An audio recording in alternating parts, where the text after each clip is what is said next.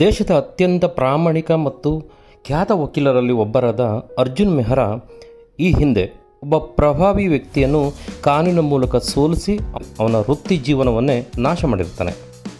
ಪ್ರಸ್ತುತ ಒಂದು ಕೊಲೆ ಪ್ರಕರಣದಲ್ಲಿ ಕೊಲೆ ಆರೋಪಿಯಾಗಿ ಸಿಕ್ಕಿಬಿದ್ದು ಕೋರ್ಟ್ ಕಟಕಟೆಯಲ್ಲಿ ನಿಲ್ಲುವುದು ಬೇರೆ ಯಾರೂ ಅಲ್ಲ, ಈ ಹಿಂದೆ ಇದೇ ಅರ್ಜುನ್ ಮೆಹ್ರಾ ಶಿಕ್ಷಿಸಿದ್ದ ಶೌರ್ಯಮನ್ ಗೌರ್. ಆದರೆ ಈಗಿನ ಪರಿಸ್ಥಿತಿಯಲ್ಲಿ ಅರ್ಜುನ್ ಮೆಹ್ರಾ ವೈಯಕ್ತಿಕ ಕಾರಣಗಳಿಂದಾಗಿ ಹಾಗೂ ಹೊರಗಿನ ಒತ್ತಡಗಳಿಂದಾಗಿ ಶೌರ್ಯಮನ್ ಗೌರ್ ಪರವಾಗಿ ವಕಾಲತ್ತು ವಹಿಸಬೇಕಾದ ಪರಿಸ್ಥಿತಿ ಎದುರಾಗುತ್ತೆ.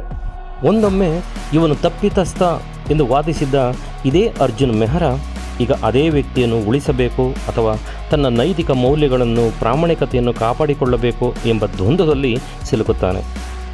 ತನ್ನ ಕುಟುಂಬ ಮತ್ತು ಪ್ರೀತಿ ಪಾತ್ರರನ್ನು ಕಾಪಾಡಿಕೊಳ್ಳಲು ಕಾನೂನಿನ ಎಲ್ಲ ತಂತ್ರಗಳನ್ನು ಬಳಸಬೇಕಾದ ಅನಿವಾರ್ಯತೆ ಎದುರಾಗುತ್ತದೆ. ಈ ನ್ಯಾಯಾಲಯದ ಹೋರಾಟದಲ್ಲಿ ಸತ್ಯ, ನ್ಯಾಯ ಮತ್ತು ನೈತಿಕತೆಯ ನಡುವೆ ನಡೆಯುವ ಸಂಘರ್ಷಣೆಯ ಚಿತ್ರವೇ ಇದರ ಕಥಾವಸ್ತು.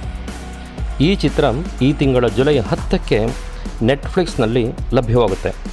ಈ ಮೂವಿ ಸನ್ನಿ ಡಿಯೋಲ್ ಅವರ ನಟನೆಯ ಚಿತ್ರವಾಗಿದ್ದು ಮೊಟ್ಟ ಮೊದಲ ಬಾರಿಗೆ ನೇರವಾಗಿ OTTಯಲ್ಲಿ ಅಂದರೆ ನೆಟ್ಫ್ಲಿಕ್ಸ್ನಲ್ಲಿ ರಿಲೀಸ್ ಆಗ್ತಾ ಇದೆ. ಅರ್ಜುನ್ ಮೆಹ್ರಾ ಪಾತ್ರದಲ್ಲಿ ಸನ್ನಿ ಡಿಯೋಲ್ ಮತ್ತು ಶೌರ್ಯಮನ್ ಗೌರ್ ಪಾತ್ರದಲ್ಲಿ ಅಕ್ಷಯ್ ಖನ್ನಾ ನಟಿಸಲಿದ್ದಾರೆ. ಸುಮಾರು 30 ವರ್ಷಗಳ ನಂತರ ಅಂದರೆ ಬಾರ್ಡರ್ ಚಿತ್ರದ ನಂತರ ಇವರೊಬ್ಬರು ಒಟ್ಟಾಗಿ ನಟಿಸುತ್ತಿರುವ ಚಿತ್ರವಿದು.